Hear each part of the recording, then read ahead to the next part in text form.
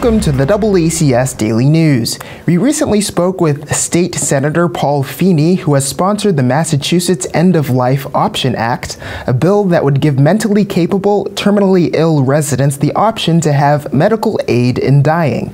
Here's the second part of our interview. You know, this is truly for those people, our loved ones that are of sound mind and truly at the end of their life, facing imminent death within 6 months.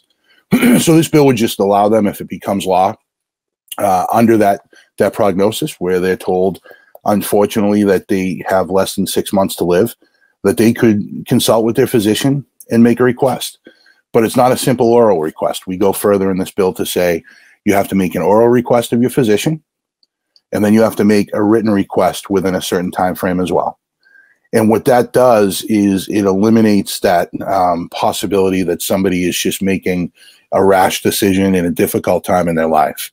We want to make sure that if somebody is actually requesting this of their physician, that it's not just at the, at a really tough moment, they're facing imminent death and they're looking for any option at all without thinking it through.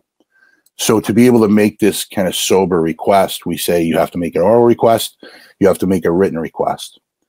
In doing that, that triggers some additional steps. The physician would then refer that patient for a consult and a conversation to ensure that they're not suffering from any psychological or psychiatric issues, that they are truly of sound mind, that they're making this decision freely.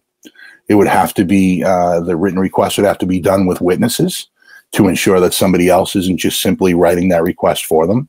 One of those witnesses has to be somebody other than a family member that would benefit from that patient's estate if they were to pass away. So a lot of these things are kind of built into the bill and could be strengthened even as we work through the process and, we look at the data and what's going on in other states. So one of the things in this bill is that the decision has to be made by the patient themselves. We have a lot of folks towards the end of their life, they lose the ability to communicate. Perhaps they're in a state where they cannot make these decisions on their own. We would not allow under this bill, and if it becomes law, for somebody to make this decision for somebody else on proxy. We're at a place where we need to, examine the way we treat people at the end of their lives. And as painful as a conversation as this is to have, it's necessary.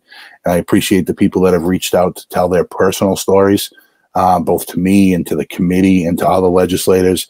And hopefully this year, we'll see the momentum. I'm anticipating this getting a robust hearing, public hearing soon.